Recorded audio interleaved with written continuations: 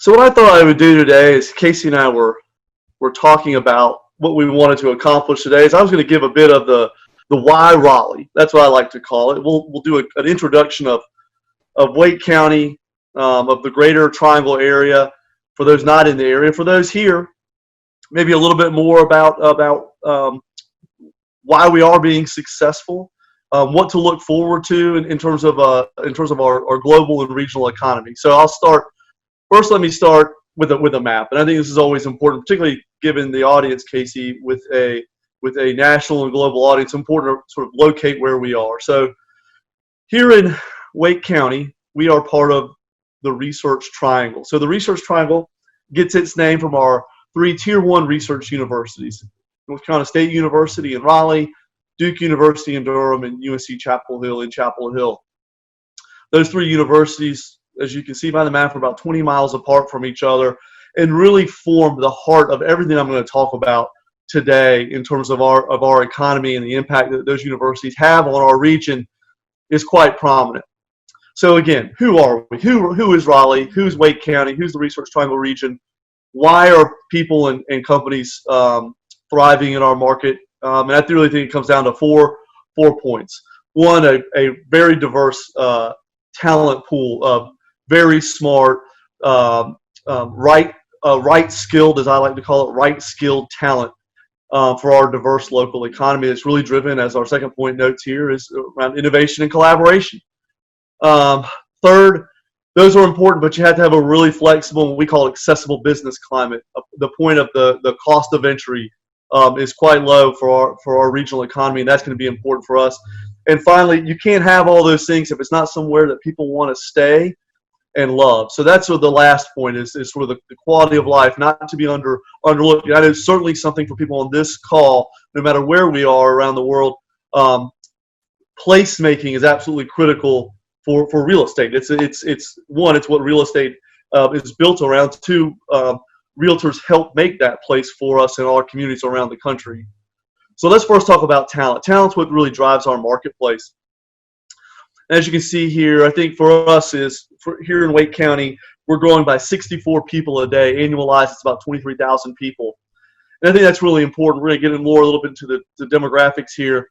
But what I like to think of is generational growth. Yes, Wake County, the Research Triangle, has been one of the fastest growing metros in the country. But this slide here really speaks to what I call future generational growth, the continued growth of our marketplace. And you'll see throughout my slides a set of metros that we use for comparisons. If you go on our website, it's raleigh-wake.org. We have a metro comparison tool there.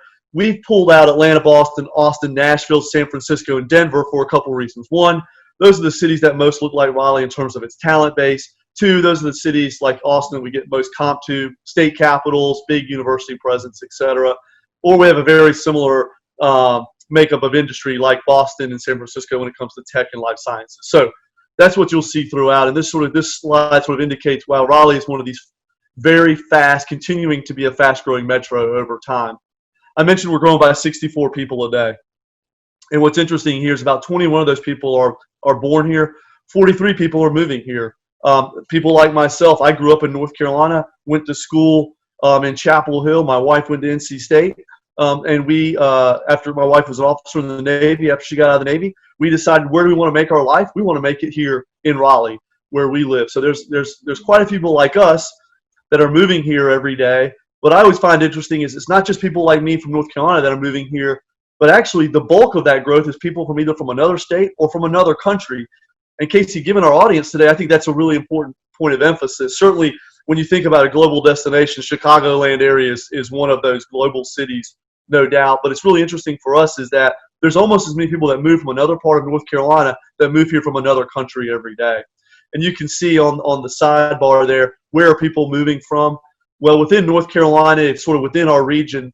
You'll see Cumberland County, for those that don't know, that's the home of Fort Bragg and the 82nd Airborne and the Special Forces Command. So we have a large military presence here in North Carolina. They're moving. The top three states, certainly those locally know, it's the New York metro area, New York, New Jersey, Pennsylvania, and then the top three countries, India, China, Mexico, mainly due to our industry mix and our universities.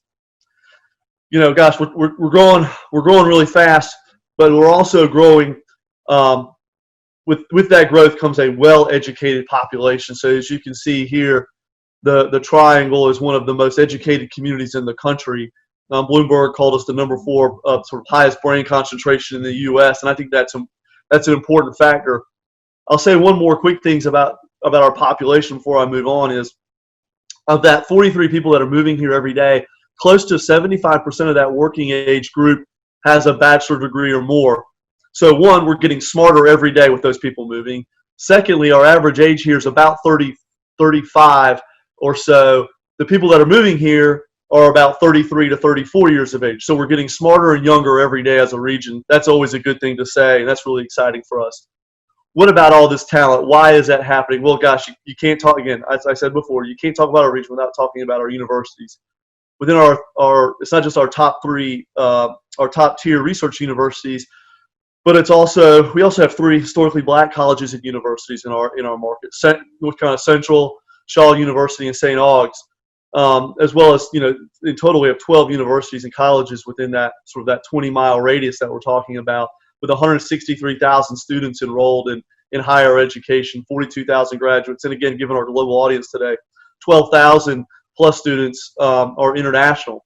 So I think that's really important for us. The other thing is, this is what companies like to hear about, particularly is, hey, that sounds great, you have all these university students, but are they all moving away? Well, in fact, no. The majority of those students are actually staying in market, finding opportunities here. That's why businesses want to be here, and that's what we're seeing over and over again.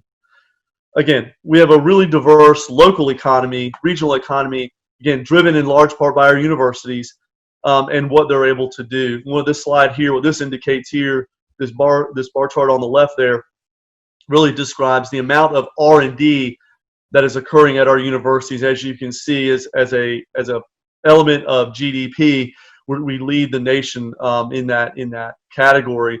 And again, when it comes to startups, innovation coming out of the universities, coming out of our very large companies, that's an important aspect of who we are as a community. That innovation entrepreneurship, whether it's American Underground in Durham or HQ Raleigh or the Garage at NC State or 1792 at Chapel Hill, et cetera, et cetera, et cetera, that's really what's helping to drive our economy forward. Business climate, I think this is a really important aspect, particularly when we talk about in the real estate world. We're talking about why are companies moving here? Why are people moving here? Well, there's a lot of reasons. Companies like these things around best places to do business, best places for business and careers. I'll note that very quickly is Forbes every year does a ranking of metros as the best places for business and careers. The Raleigh metro is the only metro in the country for the last 16 years that has been ranked in the top 5. So it really shows, again, that's a long-term success and trajectory. So we're really excited about that. The cost of doing business is obviously important, but I don't want to overemphasize it. We're not a cheaper alternative. That's not who we bill ourselves as. What we bill ourselves as is this cost of doing business. We're right cost. And that's something that's important to note for companies as well as for individuals when it comes to sort of the overall tax climate. You can see from some of those other states that we are often competing with, or we have people moving from. You can really see the overall tax burden here is quite strong, is quite low and quite well. Hey, this slide right here, obviously this has been impacted, but you can't talk about our area. You have to talk about our airport because we're so proud of it. Again, it's not O'Hara, we know that, but what we do know is we're really excited about the destinations that our airport serves. We've been ranked as the most connected mid-sized airport in the country. What that allows us to do is our fares remain much lower than national average. And we've invested a lot of time in our airport. And I know the people that in our region know this well about how important our airport is to not only the past success, but the future success of our community. So it's important to talk about. I know this has been dramatically altered, but connectivity to our broader market is still very important to us. One of the things folks, especially from our region, know quite well about us is, you've heard me mention region. We're not a spoke and hub market where everybody comes into work into one sort of central business district and then everybody leaves. For us, what we are, and I think this is important as we come out of this COVID-19 response and into recovery, is we're a community of options. So not everybody works in downtown Raleigh, not everybody works in downtown Durham. What we have is what I like to think of as these nodes of employment So yes, we have downtown Raleigh. Yes, we have downtown Durham, but we also have the Research Triangle Park, which is the largest R&D park in America here in our community, which employs, as you see here, over 50,000 people. But we've also got areas in Cary. For those, again, locally know this, I always think of Weston Parkway. On one end, you've got SAS, the world's largest privately held software company.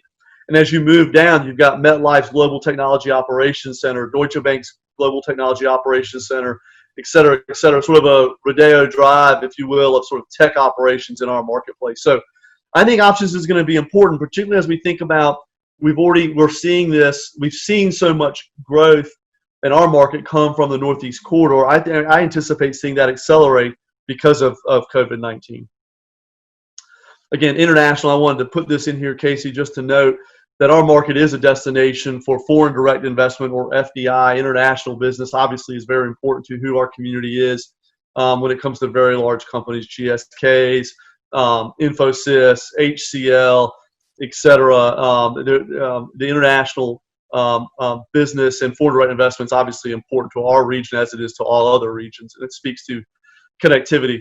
The other part is, I talked about a diverse local economy, and that's really what we're built on. We're really built on these four main sectors: technology, life sciences, clean tech, and advanced manufacturing. Those are the big sort of market drivers for us, and will continue to be. Yes, with COVID-19, we've seen varying types of impacts across companies, but we'll continue to see growth, particularly in the software and the life science space. And more when it comes to things like clean tech, the notion of how do we create smart, clean, efficient energy for a growing global population is going to be very important to us. And then advanced manufacturing for us, that notion, I always think of our area, I always call it soup to nuts. And so that sort of American saying is the idea of you can do everything in our market, from come up with an idea, creating a startup, do your research and development with a university partner, scale, manufacture, and globally distribute your product all in one place is important to sort of who we are when it comes to advanced manufacturing. Quickly, a notion of sort of who we are. One of the things that we're really looking forward to in this recovery period is continued growth of our headquarters, sort of the constellation of headquarters that we have in our market. And we are really excited about this. We're excited because, one, there's quite a bit of variety already.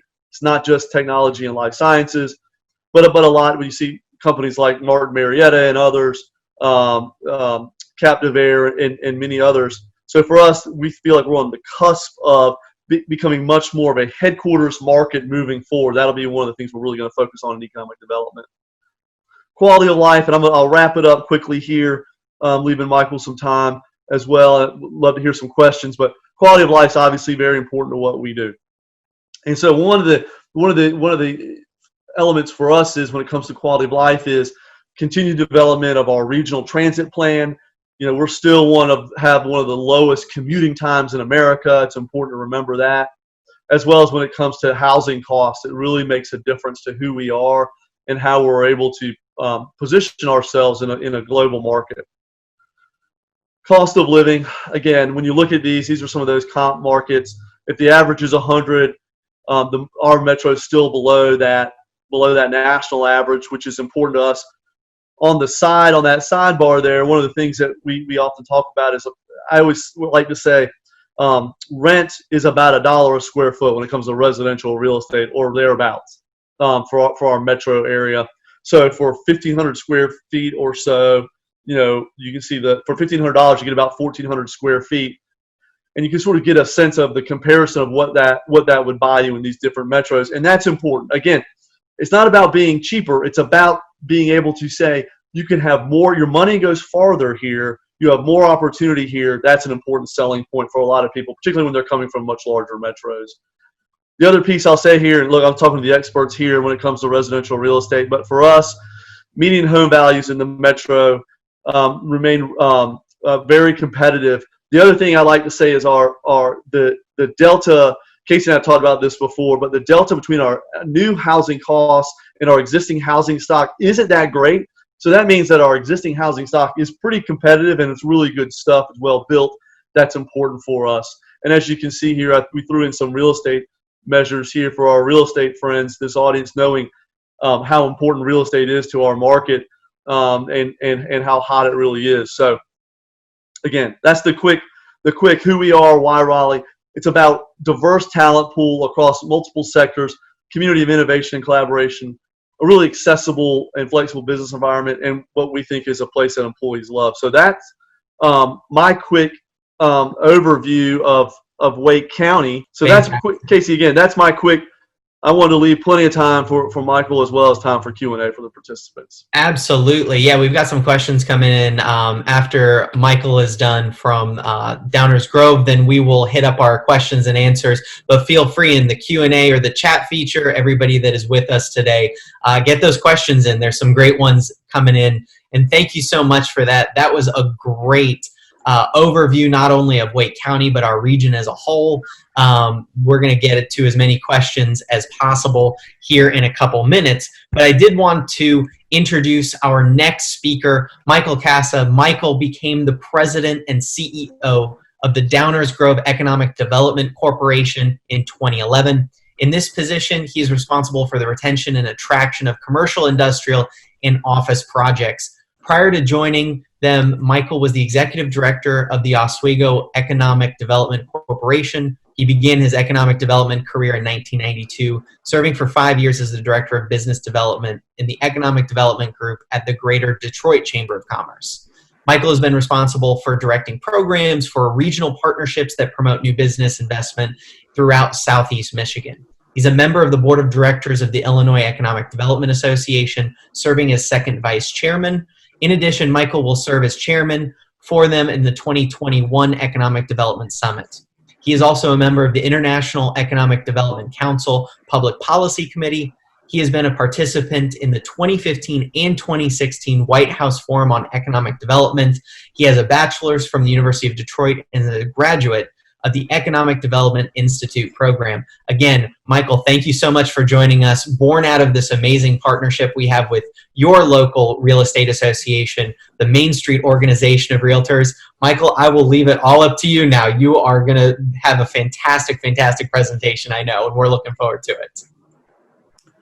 Thank you very much. I appreciate the invitation. I would like to thank the Mainstreet organization of Realtors and the Raleigh Regional Association of Realtors for this opportunity, and particularly Casey, thank you for your leadership in helping pull this together. A word about Raleigh. I've been there twice, enjoyed it very much. In fact, I did my initial economic development training at Chapel Hill, and our group spent one night in downtown Raleigh. Had a great time. And one of the best weeks of my life I spent in Topsail Island, which I'm sure, Michael, you know where that is, and Casey, just a fantastic place to go. I've never been to India, but I would love to go someday. There's a very large Indian population in Downers Grove. In fact, the largest conference and banquet facility for the Indian community in the entire Chicago area is in Downers Grove. And last year I met the Consul General of India in Chicago at an event that I chaired. A word about Mainstreet. We've been a Mainstreet member for several years. Their headquarters is in Downers Grove. We sponsor their events, participate in their events. Special thanks to their president, John Gormley. And also, I can't say enough good things about Donna Wilson, the director of global and commercial business. Donna is the one that really got me involved in Mainstreet, and she's become a good friend and just a terrific person. So thank you to her. As Casey mentioned, just a brief overview, the Downers Grove Economic Development Corporation is the official agency for economic development and tourism in the village of Downers Grove. We're a public-private partnership and promotes Downers Grove as a location for commercial, industrial, and office projects. In addition, we run the Downers Grove Visitors Bureau. We provide you with an overview of the Chicago area. Chicago made up not just of the city of Chicago, but the metropolitan area includes many prosperous and well-positioned counties. 9.5 million people live in the Chicago metropolitan area, which is the third largest in the United States. Chicago area is a transportation and logistics hub, center for the country. A tremendous interstate system, an extensive rail and freight and transit system network. O'Hare is one of the busiest international airports in the world, and our port system is a central hub here in Midwest United States. In addition, this region is blessed with world-class universities and healthcare facilities. In fact, it is impossible to look at a list of like the top 10 hospitals and universities in the United States without seeing something from the Chicago area.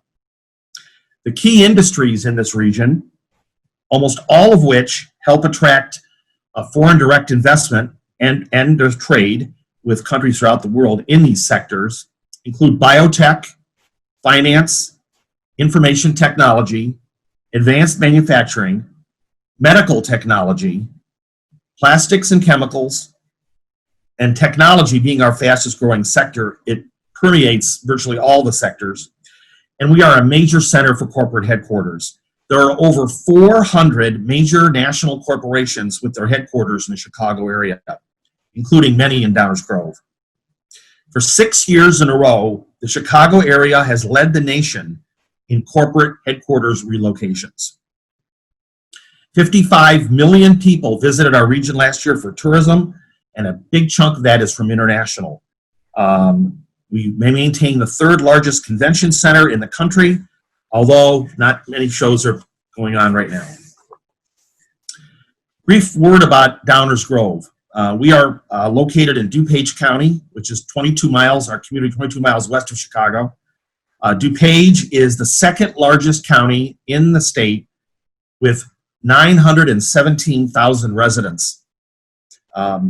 This region is blessed to have so many counties, collar counties as we call them, that are large and prosperous, that join together with the city of Chicago to create a pretty dynamic region. And the entire region is connected through a Metra, we call it Metra, it's a regional commuter rail system. You can get anywhere within the region pretty easily. Downers Grove is one of the largest cities in DuPage County with 50,000 residents and a daytime population during the week of more than 100,000 people. It's because of our office sector and our employment centers that attract so many people to come work there. Downers Grove is a premier location for business, especially Class A office projects. We have nearly 5 million square feet of Class A office space in Downers Grove occupied. O'Hare and Midway airports are less than 30 minutes away. And again, our community is served by 3 metro stations. The global impact of our region. First of all, Chicago is one of the major international hubs in the world. We have what I like to call a pretty large international infrastructure, meaning we have a lot of things in our region that are in place to help make it make international business successful. Let me just mention a few. We have the 6th busiest airport in the world, and O'Hare is one of the largest airports in the world that can fly direct to so many cities around the globe.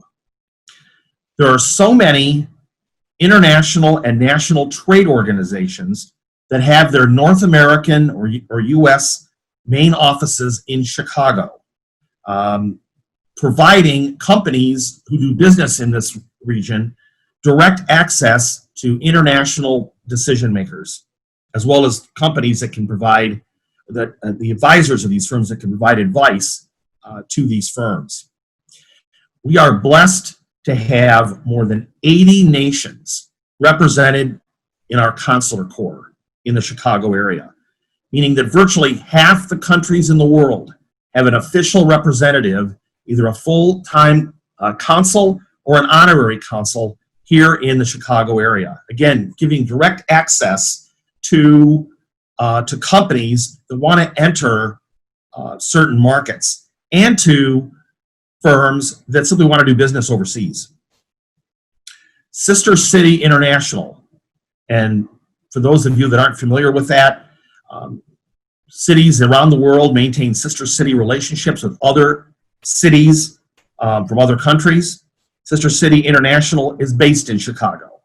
We are in the process of looking at an agreement for our first sister city relationship that I'll talk about in a second. Foreign direct investment. There are over 1,500 companies in the Chicago area that are foreign owned, employing over 300,000 people.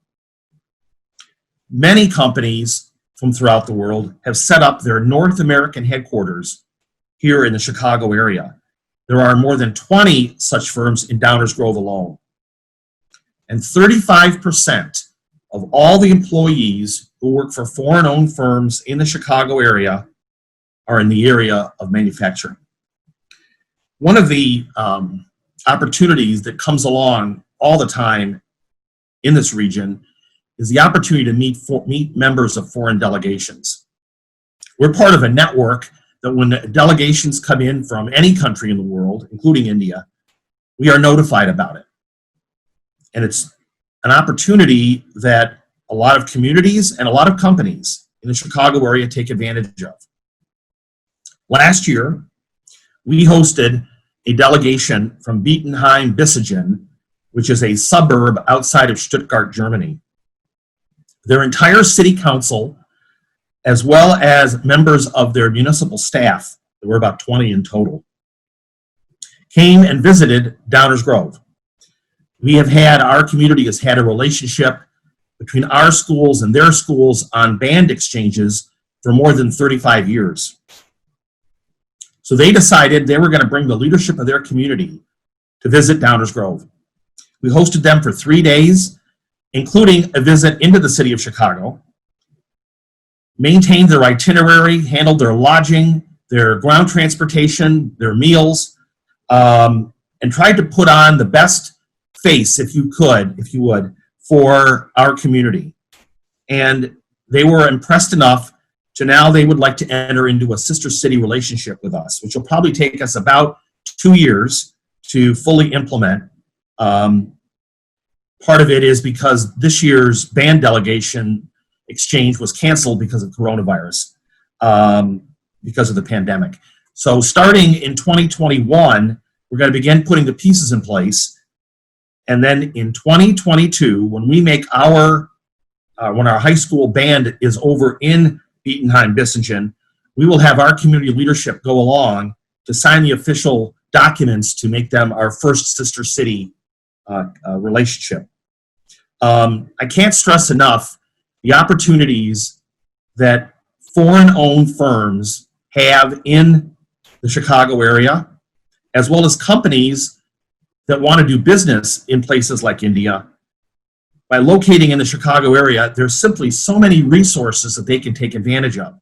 Not only that large network of international and national trade organizations that can provide them with advice, but also meeting directly with representatives of those countries. It's amazing the doors that can be opened when you're meeting with the Consul General of Germany or the Consul General of Japan. And as I mentioned last year, I had the opportunity to chair an event. There were 35 foreign countries, 35 consuls that participated in a reception where they got to meet the economic development leaders from throughout the region. It's a chance to make those personal relationships, build them with people that represent foreign firms. And the impact on commercial real estate in the Chicago area, because of the global impact, has been tremendous. It's again an opportunity for people who are moving to the Chicago area because their company has set up operations here to then go and they need places to live. They need brokers to hire for commercial real estate. And we try to match those people who are coming in from overseas with the brokerage community. So it's a tremendous asset for us. We don't have one single industry in the Chicago area that has more than 15% of the total market share in the region.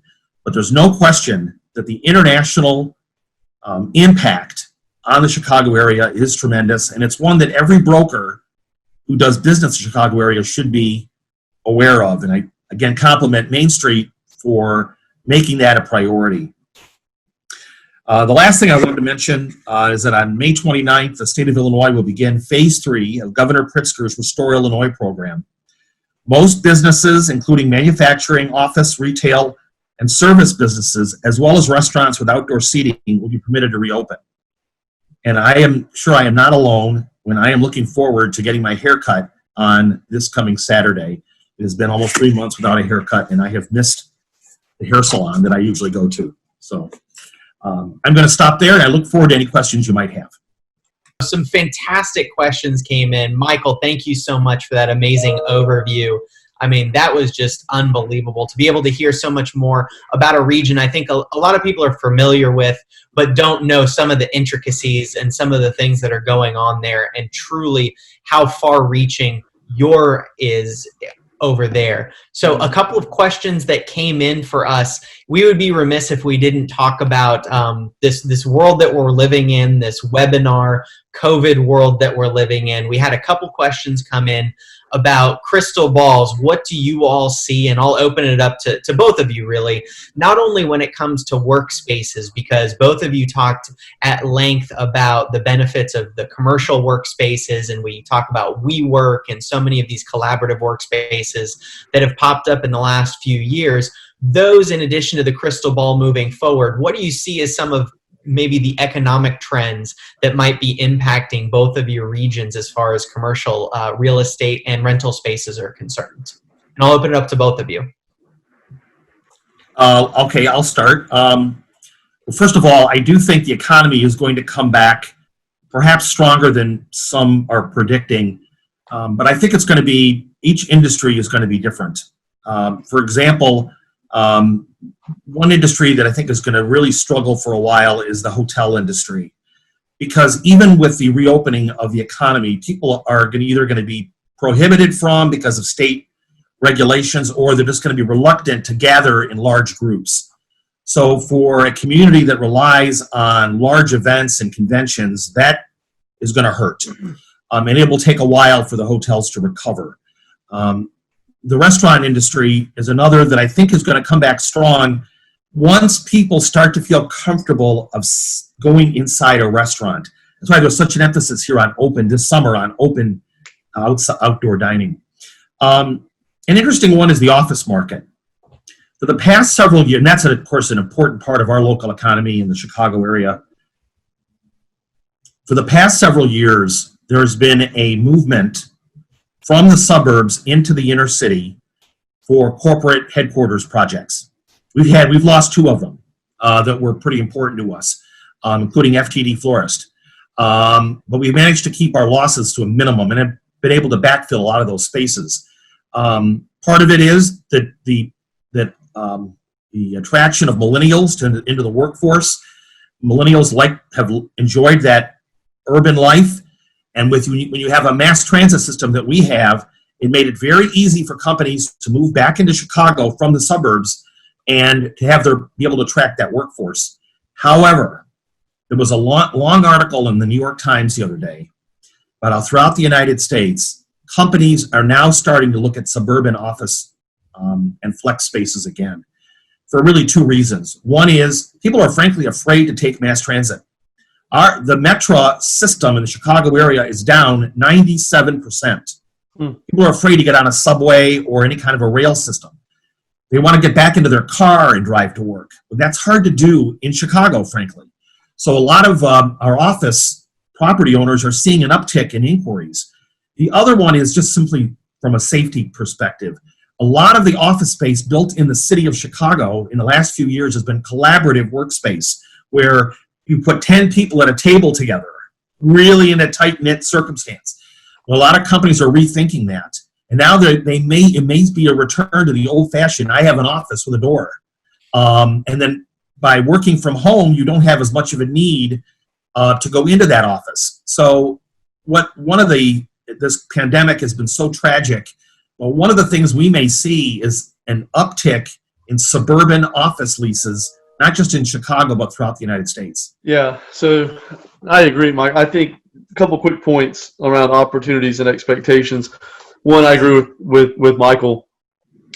Look, we're optimists. We're an optimist. We have to be. Economic development. We get told no a lot, so you have to be an optimist to be in this world. But I do think so. I believe in the economic recovery of America and our communities. But I also know it's going to be an uneven recovery, like Michael indicated. Whether it's hospitality, entertainment, restaurants, bars. While those things, it's going to be a bit of a bumpy recovery, or a like I said, sort of an uneven recovery where some industries will do very well. And Michael, like Boeing, for instance, today announcing in Chicagoland, at their manufacturing facilities, a temporary layoff of 6,000 employees. So I still think you'll see some people do that. I think you'll see some technology companies, like Michael was talking about, hiring, but then you'll see some Main Street impacts that'll linger longer because bars and restaurants will be impacted, hospitality, et cetera.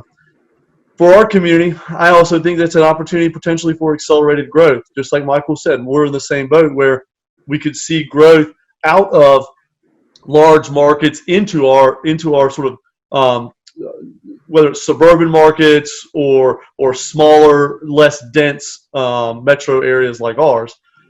The other impact, very quickly, the other impacts I see is sort of things like, look, governmental tax revenues are obviously going to be impacted. I know here our county commissioners, we're having to make cuts. The county commissioners have said they don't want to increase taxes, which is good, but that means services will be impacted. And then lastly, again, maybe an optimistic point to end on with this is disruption leads to innovation. So yes, there's going to be disruption. Hopefully that leads to further innovation. Really quick, the office space, and there's not much to add to Michael's points. I agree that there's going to be a shift. I don't think now there's been some companies that have done this. Nationwide is an example of a company that's moved most of its workforce remote for the very long foreseeable future. I don't think that's going to be the case for a lot of companies. I think people like to be at work. I think people like the collaboration. And I think people are sort of like, I'm sitting in my house right now. I'm ready to get back to the office. And I go back. We're opening up, but on a slower pace.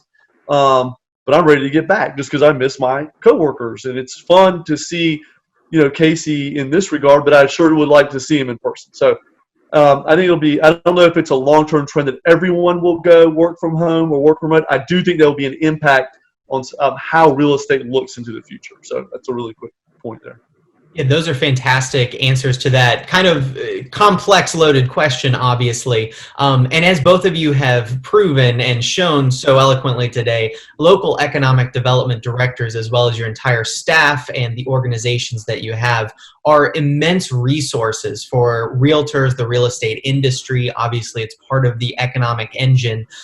So I'm going to combine a couple of questions that were along the same vein from some of our viewers today. Is how can both residential and commercial realtors get the most out of the resources that you all provide? And not just you, but obviously we have people around the country, and each locality has its own economic development engine and team.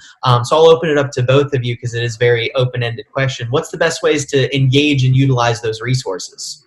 Sure. I'll jump in here first, Casey. And I'll let Michael hit cleanup for us. I look at it this way, whether it's commercial real estate or residential real estate, I would say see us as a partner. We want to look, Casey, when you're successful, Michael and I are successful. When our residential commercial real estate brokers and agents are successful, we're successful. We all have the same goal, which is we want to help support the growth of our community, whether it's supporting existing families or companies or new families and new companies. All those make us successful. So please, I would say look at us for data, information, talking points, all those things. We want you to be successful. We have that information. We want to share it to help out in any way we can. I would agree with that. I think one of the things that I'm always surprised about is how real estate brokers don't engage economic developers.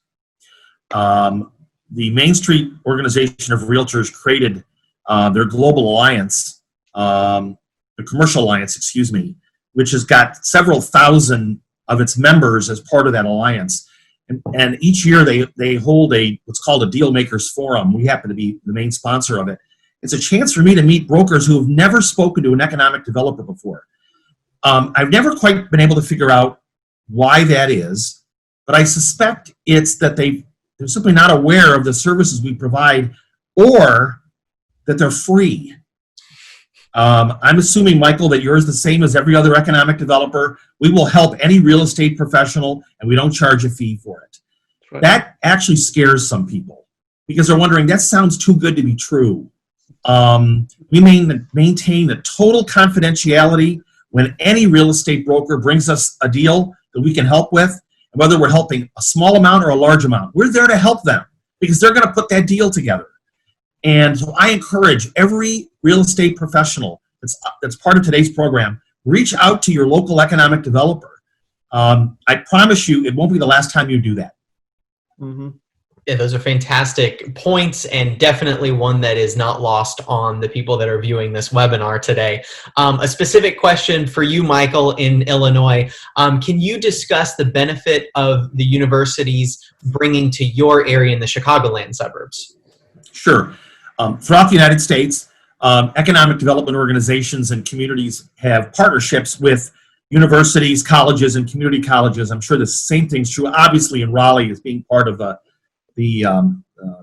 Chapel Hill and the other communities, the Research Triangle. So in our case, we have one of the largest and highest regarded community college networks in our county. It's called College of DuPage, and we have a great relationship with them. We partner with them on so many things. They recently opened an innovation center where entrepreneurs and individuals who've got a great idea to start a company, they go through like this program, which is at no cost to them, and they're able to access and leverage resources from throughout the region. If you're in a community that's not maintaining a partnership with your local university, your college, or your community college, you're really missing out. We help them. We drive companies to them that need workforce training. That's one of the important things they provide. And then they send us people that want to open businesses. And it's just that collaboration, which I think is just so important. So the answer is yes. If you've got that network of institutions, you should take advantage of it. Mm-hmm. And the Research Triangle, obviously, it has no peer in that area. I will concede that.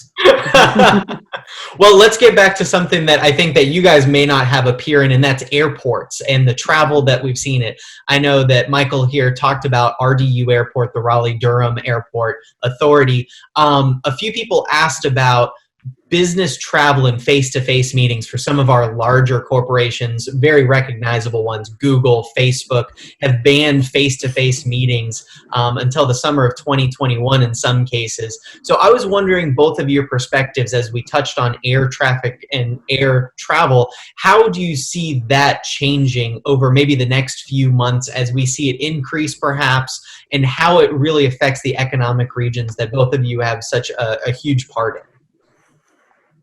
Mike, I'll let you go ahead. Yeah, I think, with those are good examples. I think we'll see a continued impact of air travel as we sort of slowly all come back to work through this sort of 2021, 2020 for sure time frame. And I think it will then, I think obviously things have changed. I think, but then I also think there'll be some sort of, and I'm not gonna say a snapback on these and come back to normal. But I think over time, I know for our airport, they're talking about a time horizon of sort of normalizing back to what we were before the COVID-19 shutdowns impacted air travel so dramatically. A 2 to 3 year window potentially of before air travel comes back. So I think that will impact it. But therein also, I think there's also some challenges for companies of how do you get face-to-face with customers. Yes, you can do it via technologies like this, but sometimes you have to be on site with a customer for some of those companies. I think that's going to be a challenge, is sort of how you're able to do that. For many employees, for very large technology companies, they don't necessarily need to travel, but other types of businesses will need to travel. So again, I go back to, I think it's going to be I've described this as having a long tail. This is sort of thing where we'll, like Michael was saying, as we move into these different phases, we're sort of normalizing and getting back to quote unquote normal, but the tail continues to be very long on this. I think air travel will be one of those things. I would agree with everything you said. Our O'Hare hasn't been as impacted as much as other large airports because United, American, and Southwest, this is their major hub. And so many of the flights that come through O'Hare are connecting flights. So we are still seeing that travel because a lot of that hub network means that we're going to get people that are coming, let's say from Miami, they want to go to Portland, they're going to connect through Chicago. The other one, because with such a large international presence in the Chicago area, that we're still seeing a decent amount of inbound international travel, especially from foreign-owned carriers, where there perhaps is a better sense of security and safety if you're taking your country's airline. I do think the airlines have got a real challenge in order to satisfy the needs of their passengers for safety. How do you put all those people on an airplane and do it in a way, even if you have a three seats in an aisle and you get rid of the middle seat, you are still within 6 feet of each other. And so that's going to be a challenge. But eventually, I do see people flying again, staying in hotels again, because no matter how great a Zoom meeting is, and this one we're doing today is great, there is simply no substitute for building personal relationships face-to-face. And we need that to come back. I agree. Absolutely. I couldn't agree more. I think that's a fantastic sentiment, not just to have here, but also really to leave on, is that things like this are fantastic. And we cannot thank our two speakers enough today. Really amazing opportunity for our members, not only in the Chicagoland area, the Triangle region of North Carolina, but really around the globe to learn more about Downers Grove, Illinois, the Chicagoland area, as well as the Triangle region. As we wrap up today, I would not only want to thank our amazing speakers, but also the Mainstreet organization of Realtors for their partnership to make this such a great learning experience. Remember, for more information on upcoming webinars and the global efforts of the Raleigh Regional Association of Realtors, please visit our website, rrar.com/global. Stay well, stay safe, and stay successful. Thank you all so much again. It was fantastic. Thank you. Thank you very much.